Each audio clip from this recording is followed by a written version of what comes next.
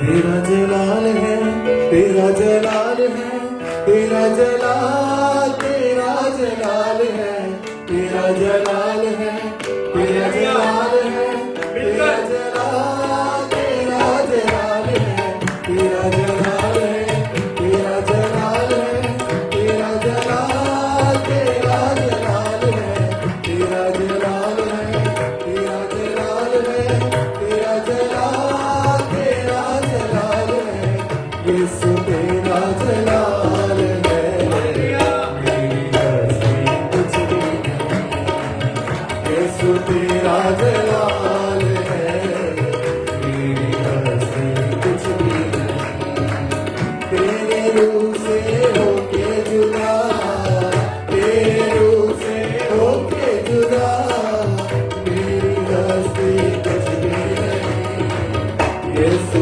तेरा जलाल है, मेरी हस्ती कुछ भी नहीं, यीशु तेरा जलाल है, मेरी हस्ती कुछ भी नहीं, तेरा जलाल है, तेरा जलाल है, तेरा जलाल, तेरा जलाल है, तेरा जलाल है, तेरा जलाल है, तेरा जलाल, तेरा जलाल है,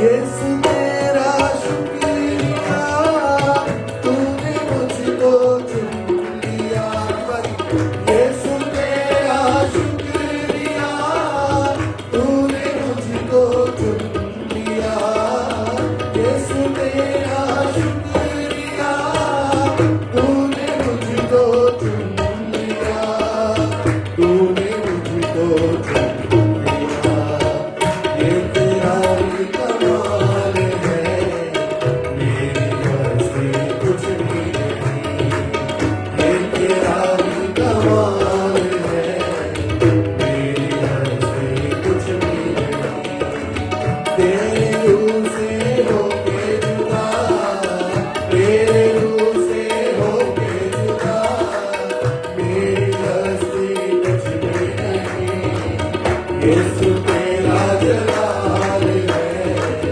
मेरी हस्ती कुछ भी नहीं, यीशु तेरा जलाल है, मेरी हस्ती कुछ भी नहीं,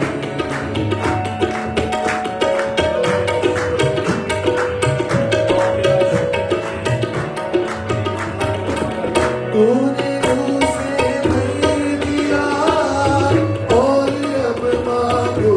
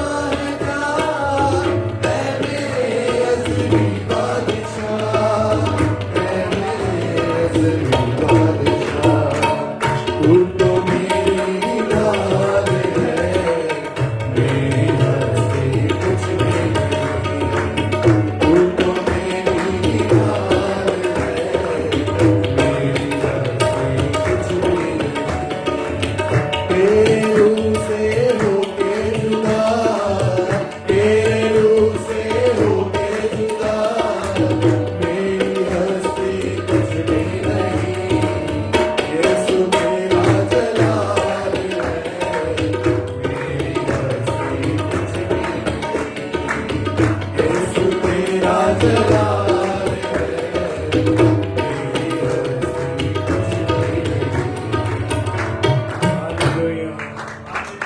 हालेलुया। आज जोर से सब तालियां। जोर से। बेशक ये उसका जलाल है क्योंकि हमारी अपनी हैसियत और औकात कुछ भी नहीं। हम अगर जीती जान है, अगर इस सच्चे मुल्क में है और अगर अच्छा सब कुछ खुदा में मुहैया कर रहा है तो ये सिर्फ उसका फजल और उसका जलाल है। आमीन। हम उसकी शुक्रगुजारी करते हैं कि जिस खुदा की हम बंदगी करते हैं वो कोई आम या कुछ छोटा खुदा नहीं बल्कि वही खुदावंदों का खुदा है। Praise God. हालेलुया। आए वर्शिप में आगे बढ़ेंगे, उसके नाम की तारीफ और तमजीद करेंगे और खुदा के बेटे यीशु मसीह नासरी का वो पाक पवित्र लहू जो हमें सारे गुनाहों से पाक कर देता है। आमीन। बड़े के लहू को पुकारेंगे, बड़े के लहू की तारीफ और तमजीद करेंगे। तू बढ़ता जा तू बढ़ता जा तू बढ़ता जा मैं कम होता बेशक हमारी जिंदगियों से वही बढ़ना तू चाहिए। बढ़ता जा मैं कम होता हूँ तेरे लहू से पाक होता हूँ तेरे लहू से पाक होता हूँ तू बढ़ता जा मैं कम होता हूँ तू बढ़ता जा मैं कम होता हूँ तू बढ़ता जा तू बढ़ता जा तू बढ़ता जा मैं कब होता हूँ तू बढ़ता जा मैं कब होता हूँ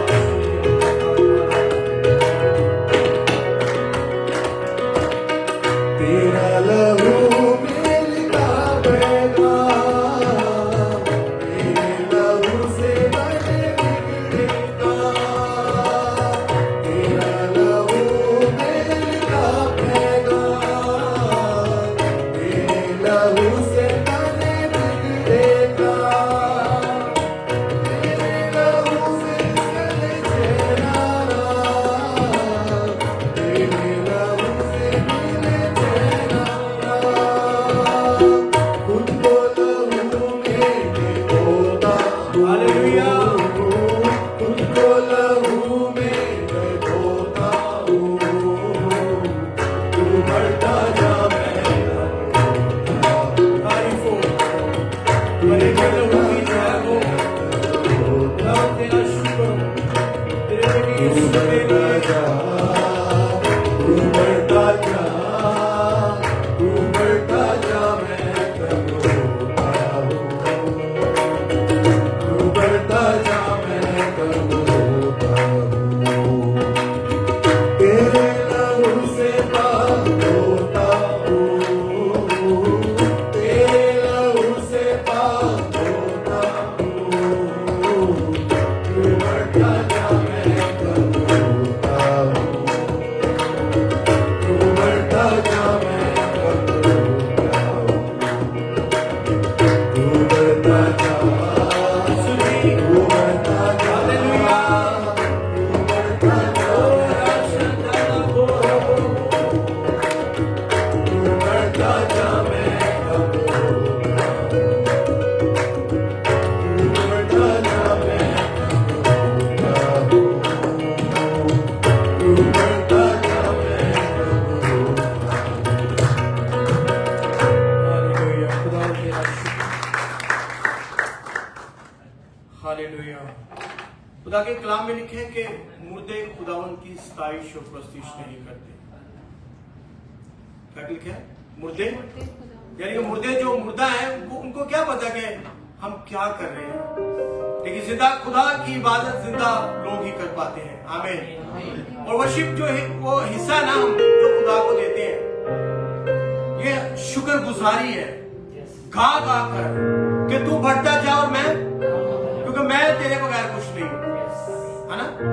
इसीलिए हमें जो वर्शिप करनी है, सामने लिखा हुआ भी आ रहा है, म्यूजिक भी बज रहा है, तो हमने अभी दिल लगाना अपने खुदा के साथ और वर्शिप करनी है।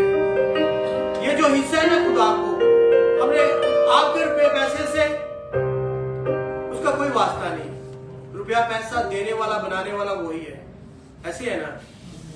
वो हमारे दिल चाहता है, वो पूरे दिल से रूह और सच्चाई के साथ उसकी वर्शिप करें, उसके नाम को इज्जत और जलाल दें, क्योंकि वो जलाल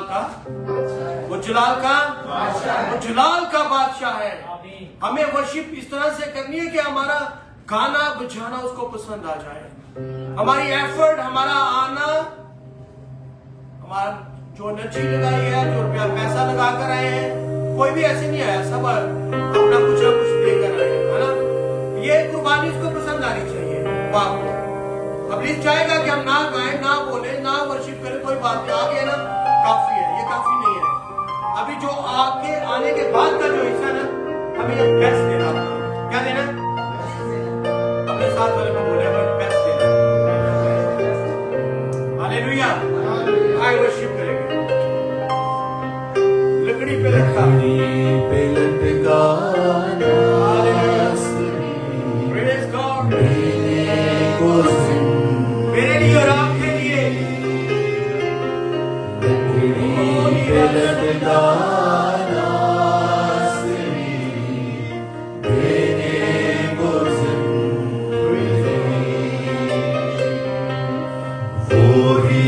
बना था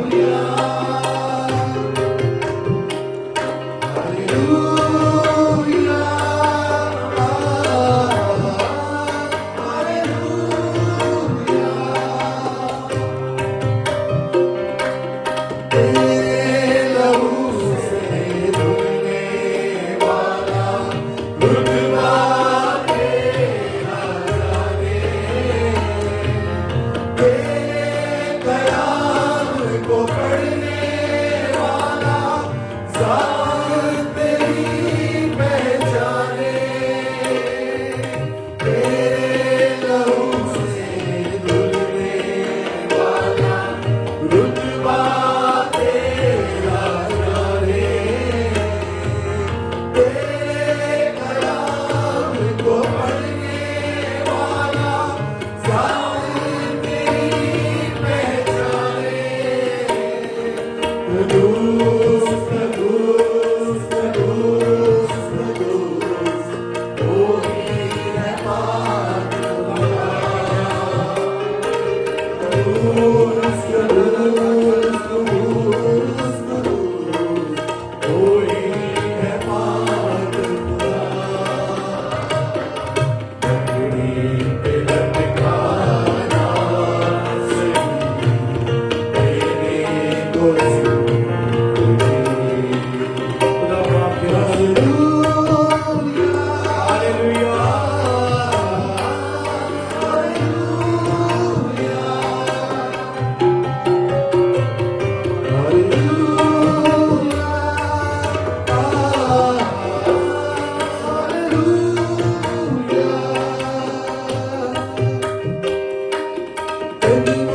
से तेरे जो भी लिपटे, ताज़ा मन कोई खाए।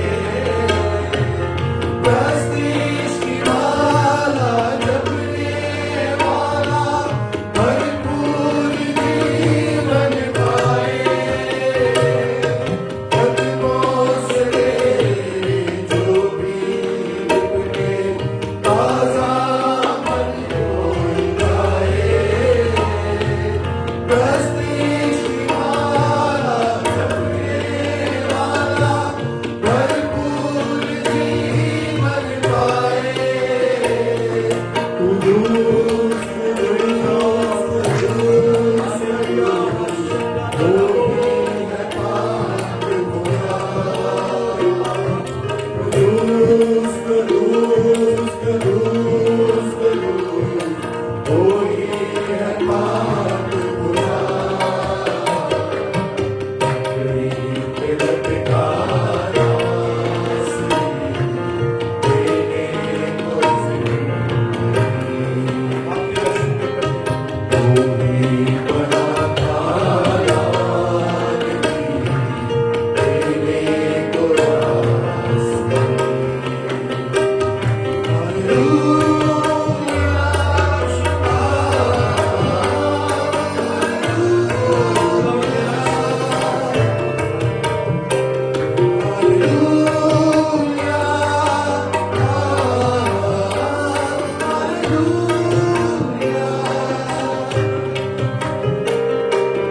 कदमों से तेरे जो भी लिपटे, ताज़ा मन कोई खाए। प्रस्तीश की माला जपने वाला भरपूर जीवन पाए। कदमों से तेरे जो भी लिपटे, ताज़ा मन कोई खाए। प्रस्तीश की माला जपने वाला भरपूर जीवन पाए।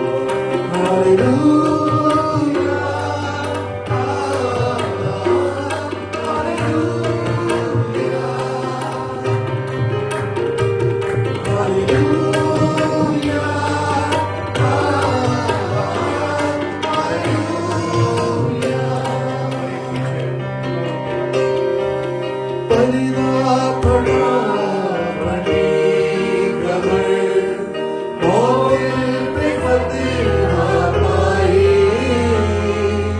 कुर्बान हो के तूने यीशु मेरी जान बचाई।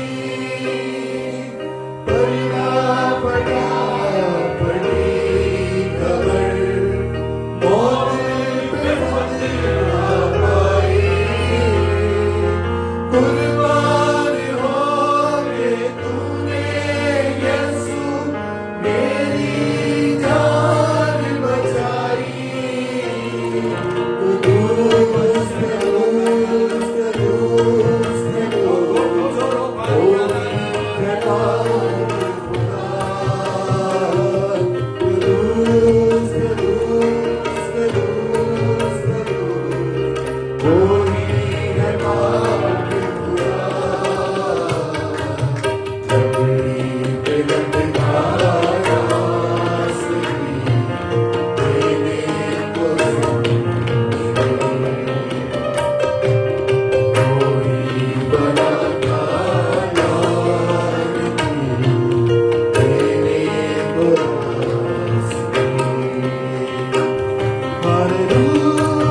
हालेलुया तेरा शुक्र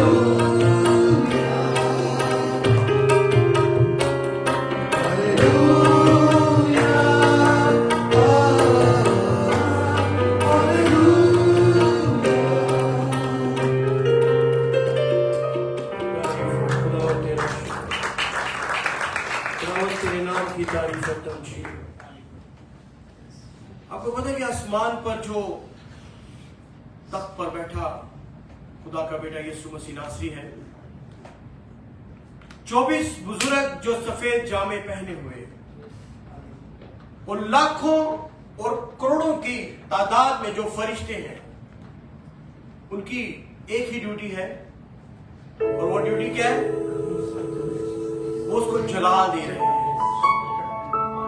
वो हालेलुया हालेलुया हालेलुया पुकारते रहते हैं, और कदूस कदूस कदूस उसके तख्त के सामने पुकारते रहते हैं। आमीन। और ये कितनी बड़ी एहसास और खुशी की बात है कि हम भी आज उनके साथ मिलकर उसके नाम को इज्जत और जला दे रहे हैं। आमीन। क्योंकि इज्जत और जलाल के लायक सिर्फ और सिर्फ खुदा का इकलौता बेटा यीशु मसीह नासरी है। और आज हम शुक्रगुजारी करते हैं कि उसने हमें भी जिंदा रखा ताकि हम उसकी वर्शिप कर सकें। आमीन। अब एक गीत को और गाएंगे, और इसके बाद हम खुदा के कलाम को, उसकी आवाज को सुनेंगे। इस गीत के दौरान उसे कहे कि खुदावंद मैं आज तेरी आवाज को सुनकर रख लेना चाहता हूं, चाहती हूं। आमीन। तारीफ हो।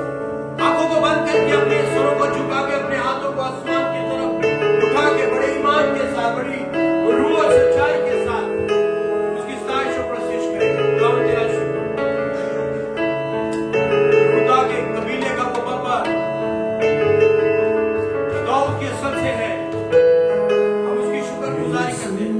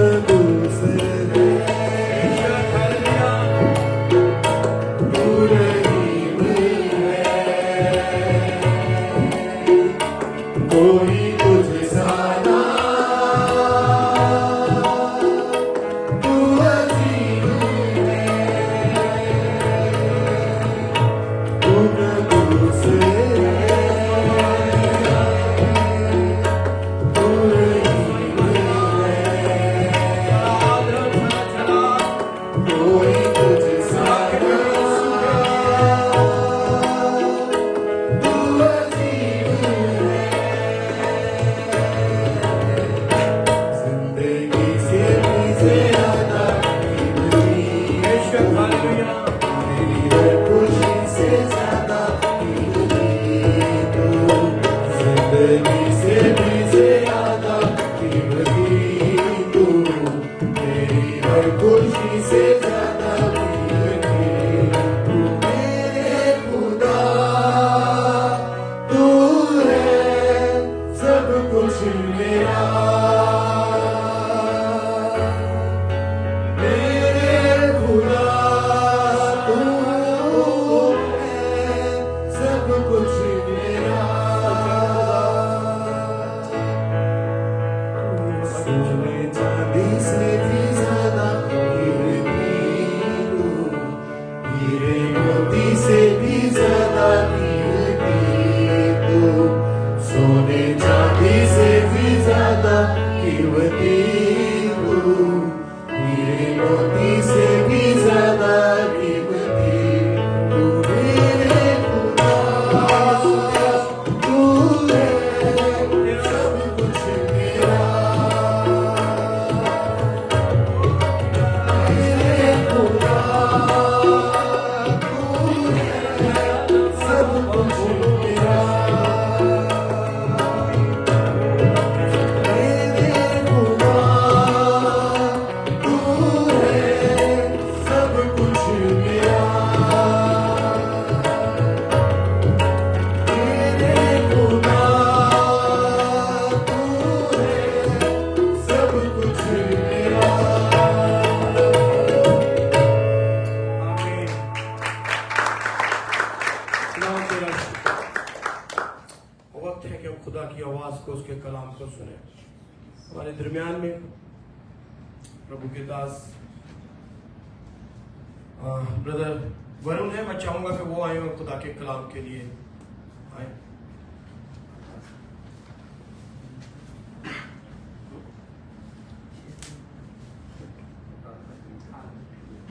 खुदा तेरा शुक्र। अपने सरों को झुकाएंगे। खुदा तेरा शुक्र। Hallelujah hallelujah hallelujah. धन्यवाद करता हूँ, शुक्राना करता हूँ मेरे खुदा बंदा। हालेलुया। तेरी प्रस्तीश के लिए, तेरी आराधना के लिए मेरे खुदा बंदा। हालेलुया। मेरे खुदावंत परमेश्वर हालेलुया, तूने हमें मौका दिया मेरे खुदा बंदा। हालेलुया। इस जगह पे इकट्ठा किया मेरे खुदा बंदा, ताकि एक मन एक चित हो के मेरे खुदावंत परमेश्वर तेरी प्रस्तीश, तेरी आराधना कर सके। हालेलुया। प्रभु जी, मैं बिलीव करता हूँ मेरे खुदाया, मेरे परमेश्वर, मेरे यहोवा नासरी, मेरे खुदा बंदा। हालेलुया। मेरे खुदाया हालेलुया, तेरी पाक पवित्र रूह इस जगह पे मौजूद है मेरे खुदा बंदा। हालेलुया। और मेरे खुदावंत परमेश्वर हालेलुया, एक जन को हालेलुया मेरे खुदा बंदा। हर एक जन को मेरे खुदा बंदा तूने अपनी रूह से ममूर किया है मेरे खुदा। हालेलुया। और मेरे खुदाया, मेरे परमेश्वर, मेरे खुदा बंदा, उन्होंने जो भी प्रस्तिश किया है, जो भी आराधना किया है मेरे खुदा बंदा। हालेलुया। वो सुगंधित धुएं की तरह मेरे खुदा बंदा तेरे स्वर्गराज में जाए मेरे खुदा बंदा। हालेलुया। और तुझे मंजूर हो मेरे खुदा बंदा। हालेलुया। ये दुआ करता हूँ मेरे खुदा बाप परमेश्वर। हालेलुया। एक एक जन को ब्लेस कर मेरे खुदा बंदा। Hallelujah hallelujah hallelujah. उनके दिलों को खोल मेरे खुदावंद परमेश्वर, मेरे खुदावंदा। हालेलुया।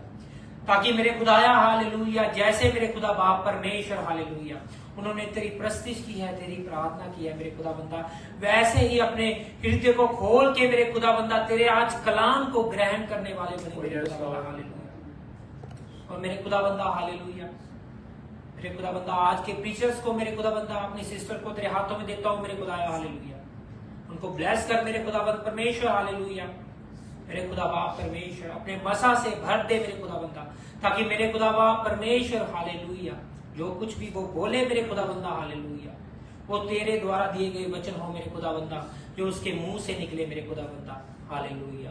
और वो वचन मेरे खुदा बाप परमेश्वर हालेलुया हमारी जिंदगियों में 50 गुना 100 गुना 1000 गुना फल लेके आने वाले बने मेरे खुदा बंदा। हालेलुया। तेरा धन्यवाद करता हूँ, तेरे शुक्राना करता हूँ मेरे खुदा बाप परमेश्वर, तेरे बेटे के लिए मेरे खुदा बंदा, उसके लहू के लिए मेरे खुदा बंदा। हालेलुया।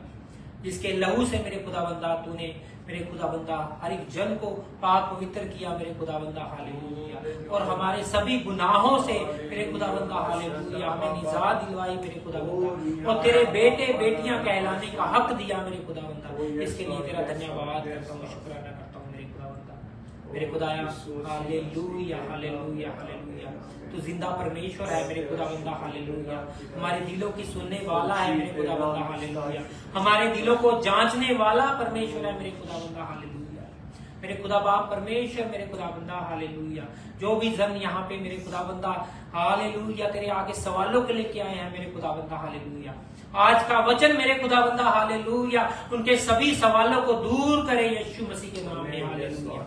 मेरे खुदाबंदा जो भी जन यहाँ पे मौजूद है मेरे खुदाबंदा हालेलुया, और जो भी जन मेरे खुदाबंदा हालेलुया अपने हृदयों में मेरे खुदाबंदा अपने दिलों में कोई भी ख्वाहिश रख के मेरे खुदाबंदा तेरी हजूरी में आए हैं मेरे खुदाबंदा, वो सभी ख्वाहिशें सभी मुसीबतें यीशु के नाम में हल हों मेरे खुदाबंदा, और जो वो अपने घरों में जाएं मेरे खुदाबंदा वैसे ना जाएं जैसे वो आए थे मेरे खुदाबंदा, तेरी पाक रूह से भर के जाएं यीशु मसीह के नाम में मांगते हैं हालेलुया। धन्यवाद करता हूँ, शुक्राना करता हूँ मेरे खुदाबंदा हालेलुया, शुक्राना करता हूँ मेरे खुदाबंदा। आगे की कार्रवाई को तेरे हाथों में देता हूँ मेरे खुदाबंदा, ब्लेस कर आशीषित कर मेरे खुदाबंदा, हमारी अगुवाई कर यीशु के नाम में मांगता हूँ आमीन आमीन आमीन आमीन।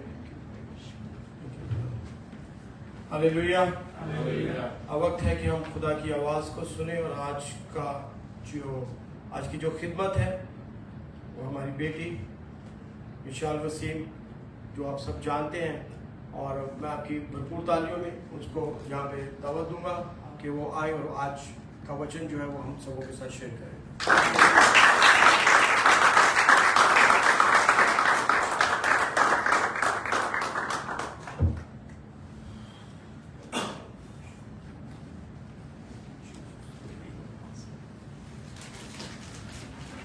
हालेलुया।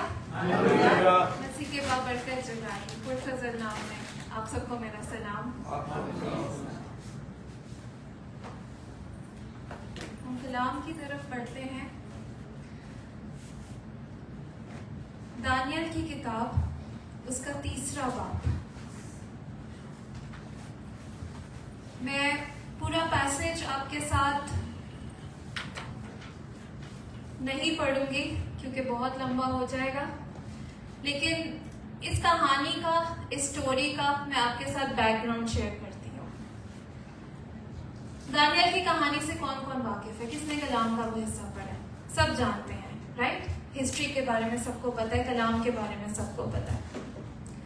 हम देखते हैं कि नबूकदनेस्सर बादशाह ने यरूशलेम के ऊपर अटैक किया, वहां से उसकी कौम को ले लिया, असीर कर लिया, और वो उन्हें अपने मुल्क में लेकर आ गया।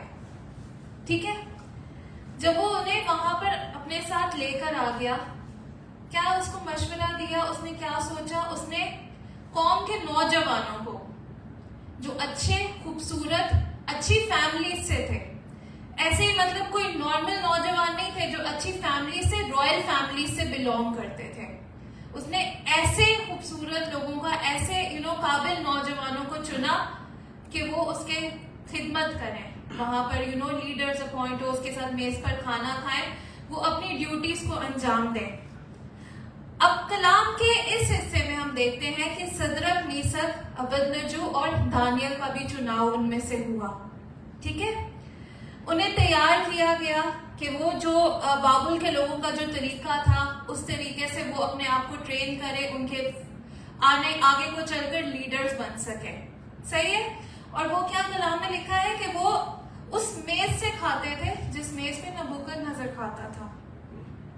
और हम देखते हैं कि फिर क्या हुआ कि जैसे जैसे उनकी वो ट्रेनिंग का पीरियड हुआ, और हम देखते हैं कि सदरक, मीसक, अबदनजो को लीडर्स बना दिया गया। दे वर प्रमोटेड एज द लीडर्स। और दानियल की खिदमत क्या थी कि वो रॉयल कोर्ट में उसकी खिदमत थी। अब आप देखें कि किस तरीके से खुदावन उन्हें असीरी में लाकर भी सरफराज कर रहा है। सही है, अभी तक सब कुछ लग रहा है कि बहुत अच्छा चल रहा है और आगे को भी अच्छा ही होगा, लेकिन आपको एक बात बताना चाहती हूँ कि जब जब खुदावन आपको बढ़ाता है, जब जब एलिवेशन, जब जब सरफराजी आती है, उसके साथ साथ टेस्ट भी आते हैं, उसके साथ साथ मुश्किलें, परेशानियां, चैलेंजेस आते हैं आपको टेस्ट करने के लिए। अब इस पूरी बाइबल को स्टार्ट से लेके एंड तक देख लें, कोई एक ऐसा शख्स नहीं है, कोई भी एक नहीं है कि जिसे इजीली सब कुछ मिल गया हो, या खुदावन की अगर खिदमत, खुदावन का प्लान उसकी जिंदगी के ऊपर है तो उसने कोई टेस्ट ना दिया हो, उसने कोई चैलेंज ना लिया हो। हालेलुया। हम कलाम में से देखते हैं यूसुफ के बारे में, हम अब्राहम को देखते हैं, और इवन यीशु मसीह खुद, इससे पहले के खुदावन उनकी इस दुनिया की जो मिनिस्ट्री थी उसका आगाज होता, वो आजमाए गए, ही वाज टेम्प्टेड, लेकिन वो हर एक आजमाइश के ऊपर पूरे उतरे। आमीन। तब जाकर हम देखते हैं कि मैंने जिसका जिक्र किया है कलाम में, जिस सबने उस पर्पस को जिंदगी में पूरा किया। हालेलुया। फिर हम देखते हैं कि नबूकदनेस्सर क्या करता है। नबूकदनेस्सर एक सोने की मूरत बनाता है और कहता है कि सब इसकी पूजा करेंगे, सब इसकी प्रस्तिश करेंगे, इसके आगे झुकेंगे। लेकिन आप सोचें कि जो सदरक, मीसक, अबदनजू, दानियल, ये कैसे इस चीज को कर सकते थे, क्योंकि वो तो जिंदा खुदा को मानने वाले थे। हालेलुया। और फिर हम देखते हैं कि जब ऑब्वियसली वो इस हुक्म को नहीं मान रहे थे जो नबूकदनेस्सर ने जारी किया था, और क्या होता है कि उन्हीं में से कुछ लोग आते हैं और कहते हैं, 8वीं आयत में लिखा है, बस उस वक्त चंद कुश्तियों ने आकर यहूदियों पर इल्जाम लगाया। उन्होंने नबूकदनेस्सर बादशाह से कहा, ए बादशाह, अब तक जीता रहे। ए बादशाह, तूने ये फरमान जारी किया है कि जो कोई किरना और नए और सतार और रुबाब और बरबत और चुगाना और हर तरह के साज की आवाज सुने, गिरकर सोने की मूरत को सजदा करे, और जो कोई गिरकर सजदा ना करे, आग की जलती भट्टी में डाला जाए। हालेलुया। फिर लिखा है कि अब चंद यहूदी हैं जिनको तूने बाबुल के सूबे की कारगुजारी पर मुइन किया है, यानी सदरक और मीसक और अबदनजू। इन आदमियों ने ए बादशाह तेरी ताजीम नहीं की, वो तेरे माबूदों की इबादत नहीं करते, और उस सोने की मूरत को जिसे तूने नस्ब किया है सजदा नहीं करते। हालेलुया। वो उस आइडल्स को सजदा नहीं कर रहे थे, वो उस मूरत को सजदा नहीं कर रहे थे। क्यों? क्योंकि वो जिंदा खुदा को मानने वाले थे। आमीन। फिर हम देखते हैं कि नबूकदनेस्सर को ऑब्वियसली गुस्सा आता है, और हम कलाम के आगे पढ़ेंगे, लेकिन सबसे पहले कि मैं आगे उसके ऊपर जाऊं, यहाँ पर हम बात करते हैं चॉइस की। सदरक, मीसक और अबदनजू के सामने एक चॉइस थी। आज हमारे सामने बहुत सारे आइडल्स बनकर आ जाते हैं, हमारी नौकरी की सूरत में, हमारे इज़्दवाज की सूरत में, हमारे बच्चों की सूरत में, पैसे की सूरत में, डिफरेंट आइडल्स आ जाते हैं, और हम क्या करते हैं, हम बाउ डाउन कर देते हैं, हम गिव इन कर देते हैं, हम उन सारी चीजों को अपने खुदावन से ऊपर देखना शुरू कर देते हैं। लेकिन यहाँ पर इन्होंने क्या किया, इनकी चॉइस क्या थी? उन्होंने सजदा नहीं किया, उन्होंने अपनी जान की परवाह नहीं की, उन्होंने उस हुक्म की परवाह नहीं की, उन्होंने इस बात की परवाह नहीं की कि हम कहाँ पर हैं, हम असीरी की हालत में आए हैं, हमें इतना बड़ा रुतबा मिल गया है। उन्होंने उस रुतबे की भी नहीं फिक्र की। उन्होंने नहीं सोचा कि हमारी जान चली जाएगी, हमारा रुतबा चला जाएगा, हमारे पास से सब कुछ चला जाएगा। उन्होंने सिर्फ एक चॉइस रखी अपने सामने कि हम किसी गैर माबूद के सामने नहीं झुकेंगे। हालेलुया। मैं आपके साथ पढ़ूंगी, बल्कि सिस्टर ट्रीजा अगर आप पढ़ दें, दानियल 3 बाब उसकी 14 से लेकर 18 आयत।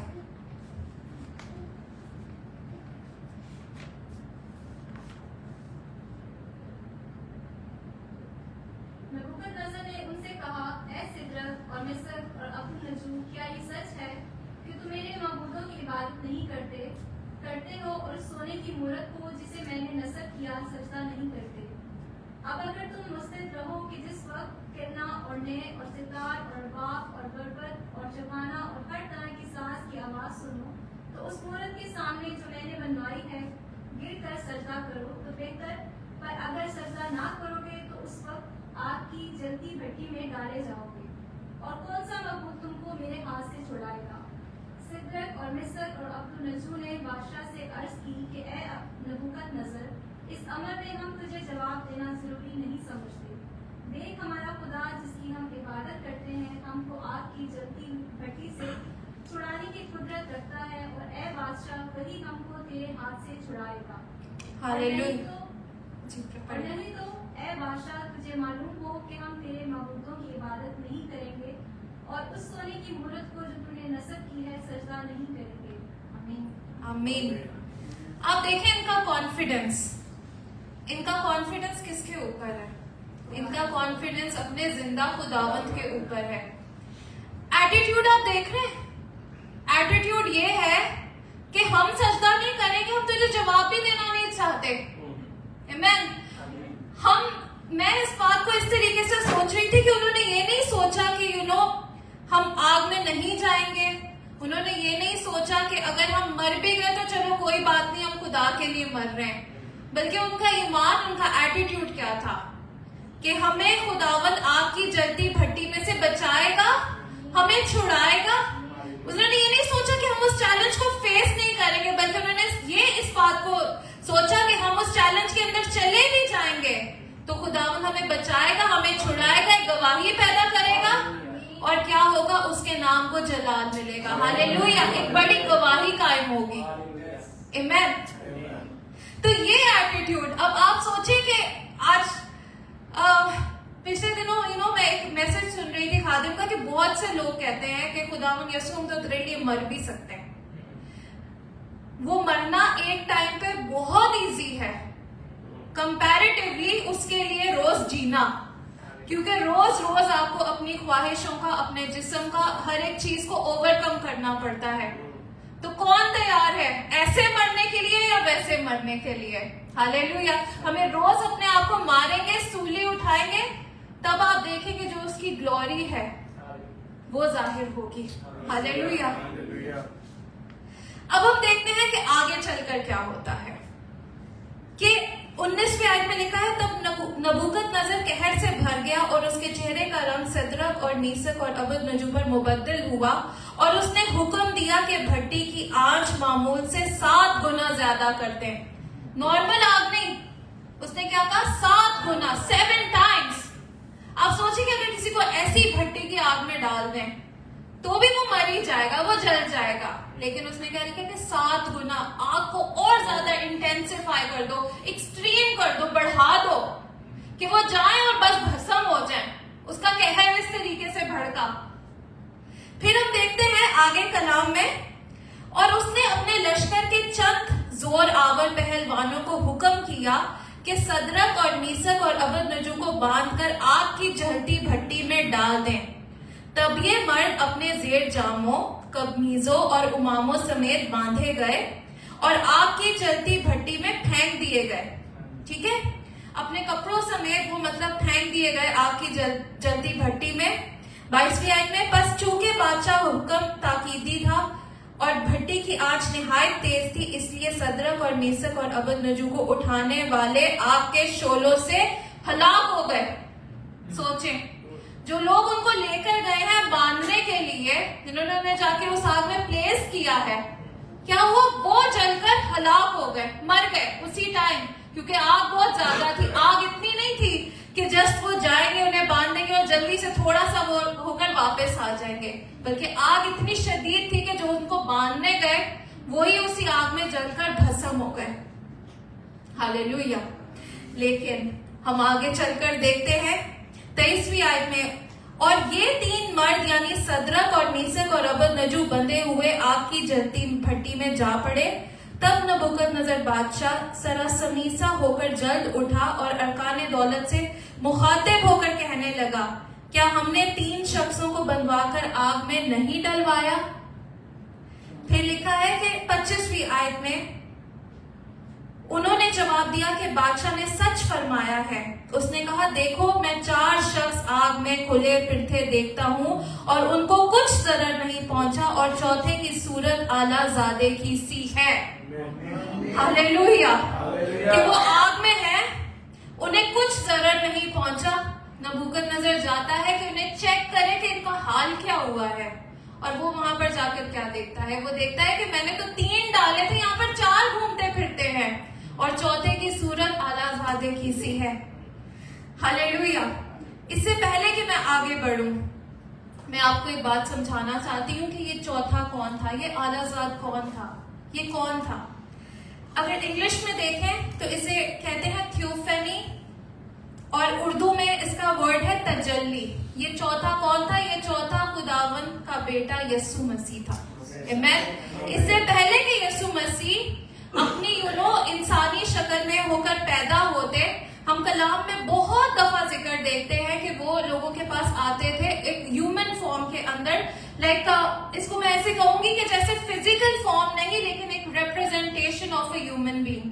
हम कलाम में से देखें कि इब्राहिम को जब दरख्त के नीचे 3 मर्द आकर मिलते हैं, उस टाइम पर यीशु मसीह था उनके साथ। फिर हम देखते हैं कि याकूब जिसके साथ कुश्ती लड़ रहा था, वो कौन था? वो खुदावन यीशु मसीह था, क्योंकि कलाम में लिखा है पैदाइश उसके 32 बाब की 30वीं आयत में, और याकूब ने उस जगह का नाम फिनईल रखा और कहा कि मैंने खुदा को रूबरू देखा तो भी मेरी जान बची रही।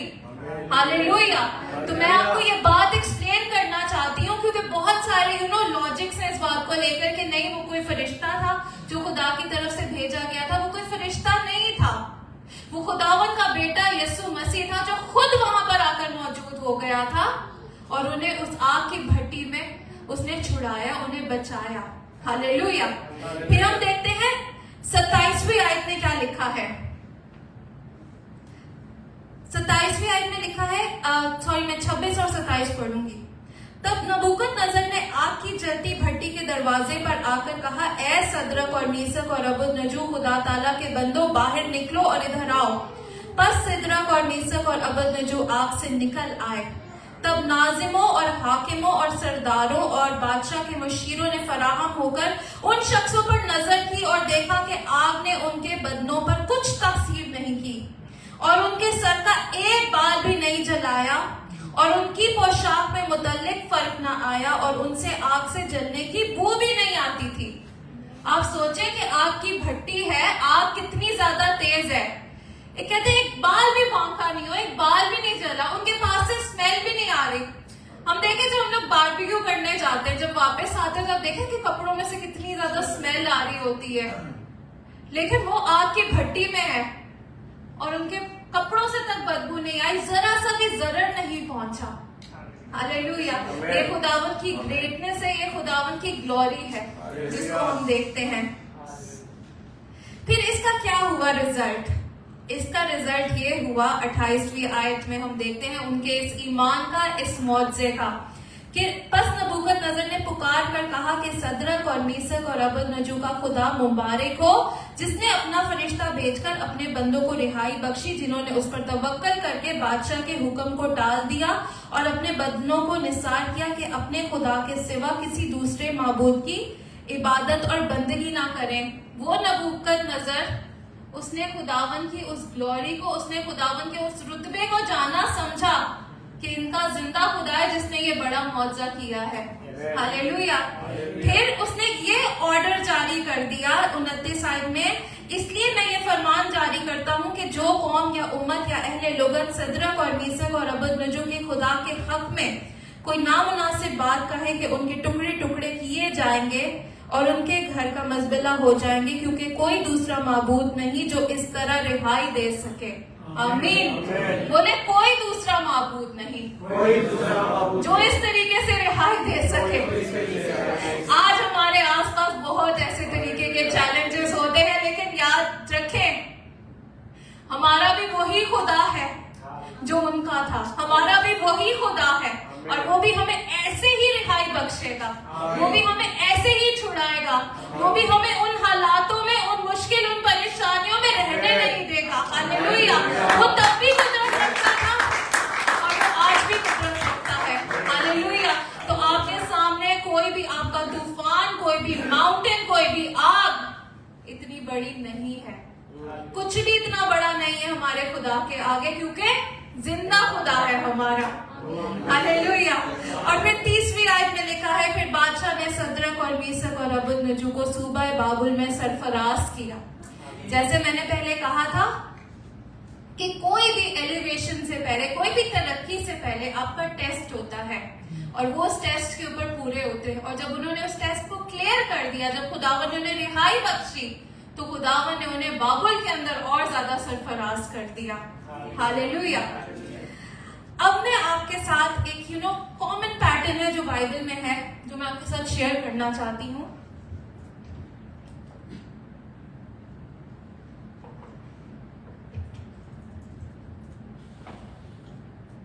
जैसे मैंने आपको पहले ब्रीफली बताया कि जब जब खुदावन ने सरफराज करना होता है, जब जब खुदावन ने अपॉइंट करना होता है, किसी मकसद को, किसी पर्पस को पूरा करना होता है, या मैं कहती हूँ कि किसी का ना रुतबा, किसी का रैंक चेंज करना होता है। आज हमारे भी रुतबे हैं स्पिरिचुअल रेल्म में, इस दुनिया में, लेकिन जब जब हालात तब्दील होने वाले हों, जब जब हमारा ब्रेक थ्रू, जब जब हमारे लिए वो रिहाई है, उससे पहले हमें एक टेस्ट को पार जरूर करना है। हालेलुया। और ये कलाम में बहुत ज्यादा कॉमन है, शुरू से लेकर आखिर तक। जैसे मैंने कहा, हम देखते हैं कि कोई विल्डरनेस में से गुजर रहा है, कोई इम्तिहान दे रहा है, वो कुछ भी हो सकता है, वो आप कैद में हो थे लोग। हम देखते हैं कि फिर बनी इसराइलियों को, जो मतलब उनके सामने बहरे गुलजम दो हिस्से हो गया। तो डिफरेंट तरीके के टेस्ट थे, डिफरेंट तरीके के चैलेंजेस थे, लेकिन पर्पस एक ही था। पर्पस ये था कि खुदावन का जलाल जाहिर हो। हालेलुया। मैं आपके साथ पढ़ूंगी यसाया उसका 43 बाब और उसकी दूसरी आयत। लिखा है, जब तू सैलाब में से गुजरेगा तो मैं तेरे साथ हूंगा, और जब तू नदियों को अबूर करेगा तो वो तुझे ना डुबाएंगी। जब तू आग पर चलेगा तो तुझे आंच ना लगेगी, और शोला तुझे ना जलाएगा। अब कलाम में बताएं, ये लिखा है कि सैलाब नहीं होगा। कलाम में ये लिखा है कि नदियां कि तुम्हें गुजरना नहीं पड़ेगा। कलाम में ये लिखा है कि आग नहीं होगी, बल्कि कलाम में इसका टोटली ऑपोजिट लिखा है। लेकिन कलाम में एक बहुत खूबसूरत बात लिखी है कि जब तू सैलाब में गुजरेगा तो मैं तेरे साथ होऊंगा। हालेलुया। जब तू नदियों को अबूर करेगा तो वो तुझे डुबाएंगी नहीं। जब तू आग पर चलेगा तो तुझे आंच भी ना लगेगी, और शोला तुझे ना जलाएगा, बल्कि क्या होगा, मैं तेरे साथ होऊंगा। मेरी जो ग्रेस है, मेरा जो फजल है, वो तेरे लिए काफी है। तो हमें ये बात को समझने की जरूरत है कि ऐसा हरगिज नहीं है कि चैलेंजेस नहीं होंगे, ऐसा हरगिज नहीं है कि मुश्किल परेशानियां नहीं होंगी, लेकिन हर एक बात में खुदावन हमारे साथ होगा। खुदावन यीशु मसीह हमारे साथ होगा, और उसने अपना फजल हमें दिया है, उसने हमें वो कुव्वत दी है, वो ताकत दी है कि हम उन चीजों को ओवरकम कर सकें। हालेलुया। फिर एक और मैं आयत आपके साथ शेयर करती हूँ, यसाया उसका 54 बाब उसकी 17 आयत, जिसमें लिखा है, कोई हथियार जो तेरे खिलाफ बनाया जाए काम ना आएगा, और जो जबान अदालत में तुझ पर चलेगी तो उसे मुजरिम ठहराएगी। खुदावन फरमाता है, ये मेरे बंदों की मिरास है और उनकी रास्तबाजी मुझसे है। हालेलुया। अब कलाम में ये भी नहीं लिखा कि तुम्हारे सामने अटैक्स नहीं होंगे, कलाम में ये भी नहीं लिखा कि हथियार नहीं बनेंगे, बल्कि क्या लिखा है कि हथियार बनेंगे, लेकिन काम कोई नहीं आएगा, वो अपना काम नहीं कर पाएंगे। हालेलुया। हम देखें कलाम में से, जब हम देखते हैं कि इजराइलिट्स के बारे में, अगर आपने कभी देखा हो इजिप्ट का, मिस्र का और इस्राइल का बॉर्डर, कभी उस बॉर्डर को आपने अगर देखा हो, तो मैं ये सोच रही थी कि रास्ता तो खुदावन और भी बना सकता था, लेकिन क्योंकि और रास्ता था वहां से यूं करके गुजरने का, लेकिन खुदावन ने क्यों बहरे गुलजम को 2 हिस्से करना था? क्योंकि खुदावन ने अपना जलाल कौमों को दिखाना था। हालेलुया। इसका क्या मतलब है कि हम ऐसी पोजीशन के ऊपर भी आ जाएंगे कि सामने हमें लगेगा कि कोई रास्ता नहीं है, और खुदावन ऐसा रास्ता हमारे लिए बना देगा। हालेलुया। तो हम सोचेंगे कुछ हमारे लिए लाइक इजी वे होगा, ऐसा हरगिज नहीं है। मुश्किल वे होगा, लेकिन उन मुश्किल परेशानियों को अबूर करने की कुव्वत कौन देगा? खुदावन का पाक रूह जो हमारे अंदर बसता है। हालेलुया। फिर मैं आपके साथ पढ़ती हूँ जबूर 23 उसकी 4 आयत, जिसमें लिखा है, बल्कि ख्वाह मौत के साए की वादी में से मेरा गुजर हो, मैं किसी बला से नहीं डरूंगा, क्योंकि तू मेरे साथ है, तेरे अस्त्र और तेरी लाठी से मुझे तसल्ली है। अब यहाँ पर ये नहीं लिखा, जब हम लोग वादी की बात करते हैं, एकदम से आंखें बंद करें तो हमारे सामने वादी ना एक बड़ी खुशनुमा सी जगह लगती है, यू नो, कि मतलब वहां पर बड़े बड़े पहाड़ हैं और नीचे ग्रीनरी है, पीस है। लेकिन ये जो इस वादी की बात हो रही है वो है मौत के साए की वादी, जहां पर डिस्ट्रक्शन है, जहां पर हलाकत है। लेकिन ये लिखा है कि तुम, ऐसा नहीं है कि तुम उस वादी में से नहीं गुजरोगे, ऐसा नहीं लिखा कि मुश्किल परेशानियां नहीं आएंगी, ऐसे चैलेंजेस नहीं आएंगे, लेकिन हर एक बात में खुदावन हमारे साथ साथ रहेगा। आमीन।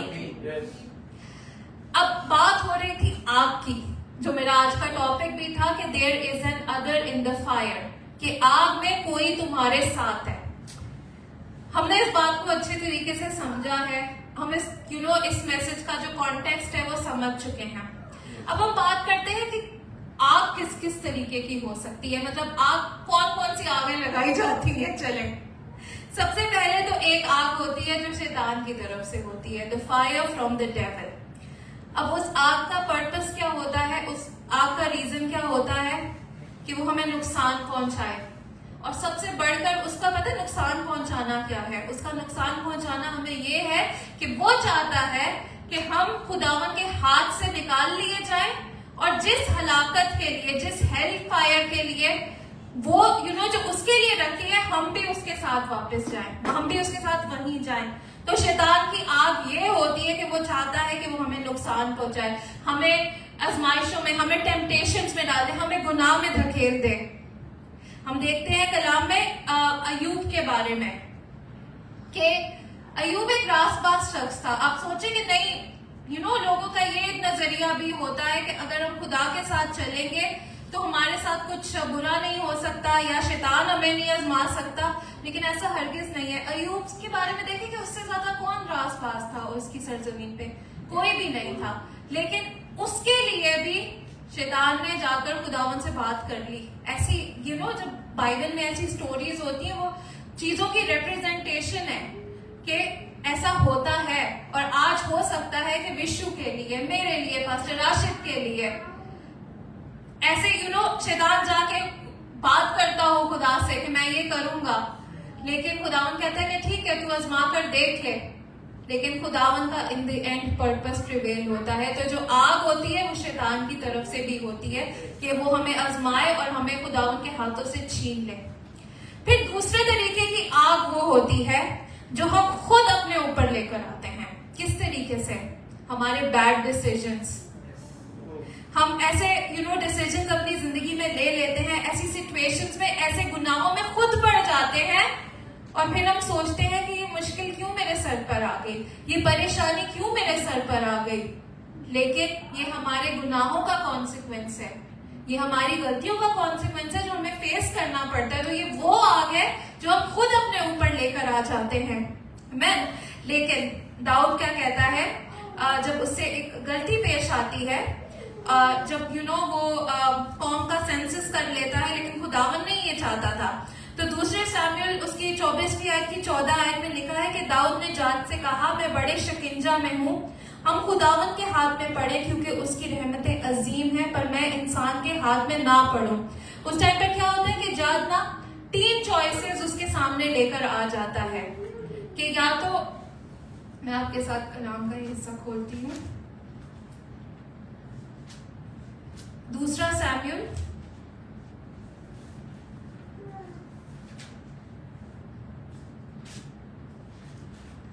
उसका 24वां बाब, यहाँ पर मुझसे 3 चॉइसेस देता है। 13 आयत में लिखा है, सुजाद ने दाऊद के पास जाकर उसको ये बताया और उससे पूछा, क्या तेरे मुल्क में 7 बरस कहत रहे, या तू 3 महीने तक अपने दुश्मनों से भागता फिरे और वो तुझे रगीदे, या तेरी मुमलकत में 3 दिन तक मरी हो। सो तू सोच ले और गौर कर ले, मैं उसे जिसने मुझे भेजा है क्या जवाब दूं। फिर दाऊद क्या कहता है कि हम खुदावन के हाथ में पड़े क्योंकि उसकी रहमतें अजीम है, पर मैं इंसान के हाथ में ना पड़ूं। हालेलुया। कि मतलब हम ऐसी किसी सिचुएशन में अपनी गलतियों से पहुंच भी जाएं, लेकिन खुदावन की रहमतें, खुदावन की कुदरत, उसका प्यार इतना बड़ा है कि वो हमें एक टाइम तक शायद पनिश कर देगा, लेकिन उसके बाद हमारे लिए रिहाई होगी। आमीन। ठीक है, हालेलुया। तीसरे तरीके की जो आग है वो है खुदावंत की तरफ से। पिछले हफ्ते पास्टर जी ने मैसेज सुनाया था कि फ्रूट्स के बारे में। यूहन्ना उसके 15 बाब की दूसरी आयत में लिखा है कि जो डाली मुझ में है और फल नहीं लाती उसे वो काट डालता है, और जो फल लाती है उसे छांटता है ताकि ज्यादा फल लाए। जो डाली फल लेकर आ रही होती है, जो इंसान ठीक तरीके से चल रहा होता है, जो इंसान अपनी जिंदगी खुदावन यीशु मसीह को दे दी उसने होती है, आप देखें कि उसकी खुदावन और ज्यादा काट छांट करता है, और ज्यादा उसे टेस्ट करता है। क्यों? ताकि वो और ज्यादा फल लेकर आए। आप कभी नहीं सोचेंगे आपकी अगर आपने एक लेवल खुदावन में अचीव कर लिया है तो वो बस हो गई है। खुदावन आपको वहां से ऊपर से ऊपर से ऊपर लेता चला जाएगा। क्यों? क्योंकि वो उस प्लान को, उस पर्पस को, उस काम को आपके वसीला से पूरा करना चाहता है। हालेलुया। फिर जकरिया उसके 13 बाब की 9 आयत में लिखा है कि और मैं इस तिहाई को आग में डालकर चांदी की तरह साफ करूंगा और सोने की तरह ताऊंगा। वो मुझसे दुआ करेंगे और मैं उनकी सुनूंगा। मैं कहूंगा ये मेरे लोग हैं, और वो कहेंगे कि खुदावन ही हमारा खुदा है। हालेलुया। तो खुदावन कलाम में से हम देखते हैं कि दो तरीके के एग्जाम्पल है। एक तो वो काट छांट करता है, और दूसरा ये कि सोना और ज्यादा ताया जाता है। क्यों? ताकि वो पाक और साफ हो। हालेलुया। वो रिफाइन हो। जब तक आप सोने को रिफाइन नहीं करेंगे, वो आग में नहीं डलेगा, तो वो पाक और साफ नहीं होगा। तो खुदावन भी इसी तरीके से हमें टेस्ट करता है, हमें उस आग में से, उन चैलेंजेस में से गुजारता है, क्योंकि उसका पर्पस इस हद तक नहीं है कि वो ये नहीं सोच रहा कि आज की जो हमारी लाइफ है वो अच्छी गुजर जाए, बल्कि वो कंसर्न है कि जो हमारी आखिरत है, हमारी इटर्नल लाइफ, वो उसके बारे में सोच रहा है, वो उसमें इन्वेस्ट कर रहा है। वो ये सोच रहा है कि हम उस आखिरत में किस तरीके से पहुंचे। Hallelujah. He is more concerned about that. He is not concerned कि आज आपको कितना रोना आ रहा है। ही इज नॉट कंसर्न्ड कि आज आपको कितनी तकलीफ हो रही है। ही इज नॉट कंसर्न्ड कि आपके हालात कैसे हैं। वो कंसर्न इस बारे में है कि आपकी आखिरत संवर जाए। वो इस बारे में कंसर्न है कि जब यीशु मसीह अपनी दुल्हन को लेने आए तो हम भी उसमें साथ हों। हालेलुया। ये उसका प्लान है, ये उसका पर्पस है आपके लिए। फिर चौथे तरीके की आग क्या है? चौथे तरीके की पाक रूह की आग है। हालेलुया। और जब ये आग हमारे अंदर होती है, तब क्या होता है कि हम हर एक चैलेंज को ओवरकम करने की हमारे अंदर वो पावर आ जाती है। आमीन। और कलाम में क्या लिखा है कि रूह को ना बुझाओ, उस आग को अपने अंदर जलने दो। आमीन। क्योंकि जब तक वो आग जलती रहेगी, तब तक आप उन हालातों को, उन सिचुएशंस को ओवरकम कर पाएंगे। आमीन। उस आग को अपने अंदर इतना ज्यादा ब्राइट कर दें कि आप शाइन करें। हालेलुया। आप उस तपते हुए सोने की तरह बाहर निकले और आपकी जिंदगी से खुदावन के नाम को जलाल मिलता रहे। अब ये इतनी सारी हमने बातें की। अब आप ये सोच रहे होंगे कि ऐसा क्यों है? मैं अपने आप से ये सवाल पूछती हूँ, खुदा से सवाल करती हूँ कि खुदावन हमेशा मैं ही क्यों? खुदावन ये टेस्ट, ये चैलेंजेस खत्म नहीं होते। इस सीजन में ये हो गया, मैं वफादार रही, मैं आगे बढ़ी, अब ये हो गया। और मैं इस बात को समझती हूँ कि आप में से हर कोई ऐसे ही सवाल पूछता है खुदावन से कि खुदावन मैं ही क्यों? मेरे साथ ही क्यों ऐसा होता है? मुझे ही क्यों सफर करना पड़ता है? लेकिन मैं आपको एक बात बताना ये चाहती हूँ कि कुछ भी हो जाए, कुछ भी हो जाए, खुदावंत आपके साथ है। आमीन। और आपको एक और बात भी बताना चाहती हूँ कि कभी भी कंप्लीटली पीस नहीं होगा, कभी भी कंप्लीटली ऐसा नहीं होगा कि आपकी लाइफ बड़ी स्मूथ चलेगी, लेकिन हर एक बात में, हर एक सिचुएशन में खुदावंत आपके साथ है। हालेलुया। आपके साथ आग में कोई और है जो आपको गाइड कर रहा है, जो आपका हाथ पकड़े हुए, जो आपको लेकर चल रहा है। उसने आपको अकेला नहीं छोड़ा। आमेन। वो हमेशा आपके साथ है। और ये हमारे लिए आई थिंक सबसे बड़ी इंकरेजमेंट की बात होनी चाहिए कि कुछ भी हो जाए खुदावन मेरे साथ है। लेकिन आज पता है क्या होता है, आज हमारे अंदर ये कॉन्फिडेंस नहीं है। अगर आप इस बात को समझ जाए ना कि खुदावंद आपसे कितना प्यार करता है और चाहे कुछ भी हो जाए वो आपको छोड़ेगा नहीं, तो फिर आपका नजरिया अपनी जिंदगी को, अपने आप को, अपने हालातों को देखने के लिए बिल्कुल डिफरेंट हो जाएगा।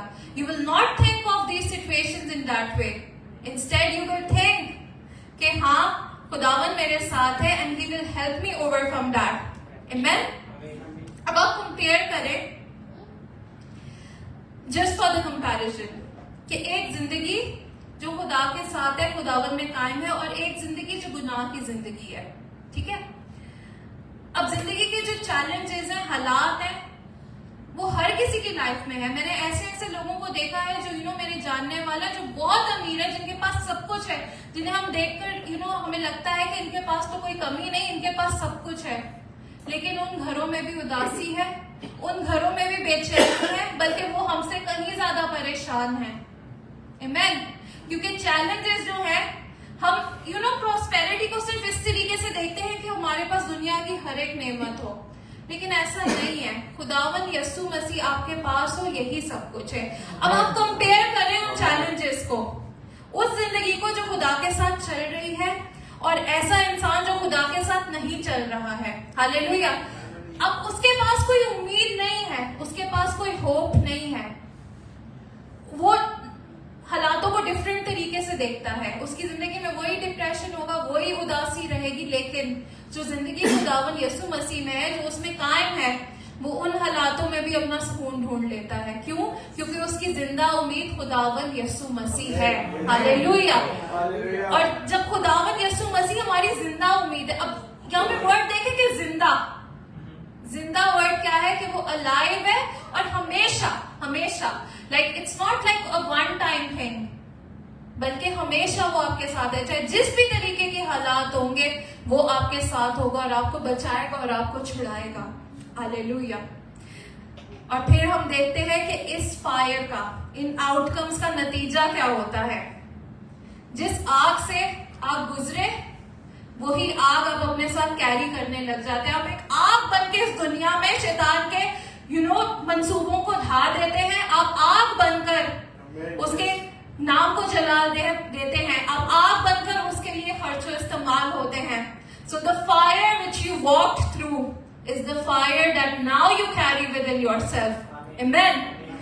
सदरक, मीशक और अबदनगो की बात करें तो वो इस बात को जानते थे कि ये आग उन्हें नहीं जलाएगी, क्योंकि सबसे पहले तो वो इस बात को जानते थे कि खुदावन उनके साथ होगा, उन्हें रिहाई बख्शेगा, और वो इस बात को भी जानते थे कि ये आग उन्हें और ज्यादा रिफाइन करेगी। आज आपका और मेरा ईमान ऐसा होना चाहिए कि हम चाहे आग में से गुजरे, चाहे हम नदियों को अबूर करें, चाहे हम सैलाब आ जाए, कुछ भी आ जाए, लेकिन कोई भी चीज हमें जलाएगी नहीं, हमें भस्म नहीं करेगी, हमें खत्म नहीं करेगी, बल्कि जहां पर हमें लगेगा कि सब कुछ खत्म हो गया है, खुदावन वहीं से एक नई उम्मीद हमारे लिए खड़ी कर देगा।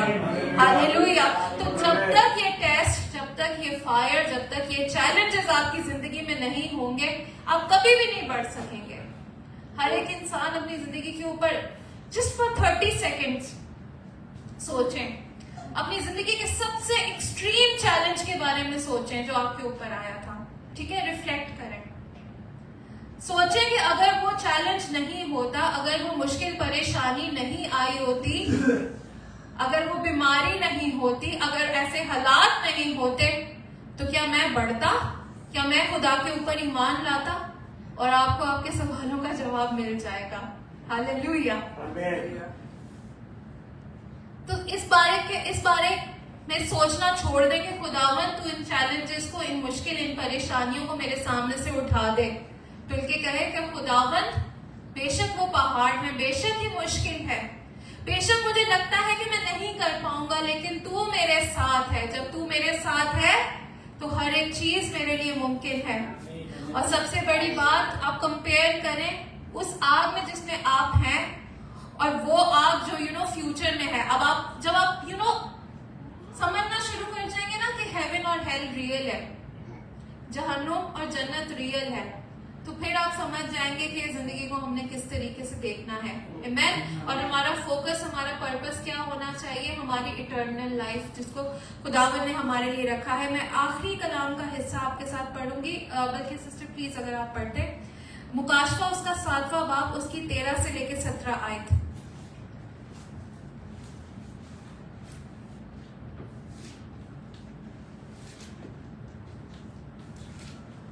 और बुजुर्गों में से एक ने मुझसे कहा, ये सफेद जामे पहने हुए कौन है और कहाँ से आए हैं? मैंने उससे कहा कि ऐ मेरे खुदावंद, तू ही जानता है। उसने मुझसे कहा, ये वही हैं जो उस बड़ी मुसीबत में से निकल कर आए हैं। उन्होंने अपने जामे बर्रा के खून से धोकर सफेद किए हैं। इसी सबब से ये खुदा के तख्त के सामने हैं और उसके मुकद्दस में रात दिन उसकी इबादत करते हैं। और जो तख्त पर बैठा है वो अपने खैमा उनके ऊपर तानेगा। इसके बाद ना कभी उनको भूख लगेगी, ना प्यास, और ना कभी उसकी धूप सताएगी, ना गर्मी, क्योंकि जो बर्रा के तख्त के बीच में है वो उनकी गलाबानी करेगा और उन्हें आब हयात के चश्मों के पास ले जाएगा, और खुदा उनकी आंखों के सब आंसू पोंछ देगा। आमीन, आमीन, आमीन। ये हमारे पास सबसे बड़ी होप है कि ना धूप सताएगी, ना गर्मी सताएगी, ना हालात फिर वैसे होंगे, बल्कि हमारे पास एक अब्दी उम्मीद है। और क्या लिखा है कि खुदावन उनकी आंखों के सब आंसू पोंछ देगा। मुझे नहीं पता कि आज आप क्या अपने साथ लेकर आए हैं, कौन सा गम है, कौन सी तकलीफ है, कौन से इश्यूज हैं, लेकिन मैं आपको ये बताना चाहती हूँ कि आग में आपके साथ खुदावन यीशु मसीह है।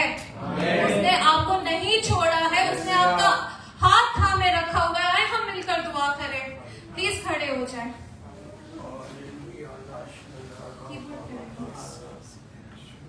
मैं तेरे साथ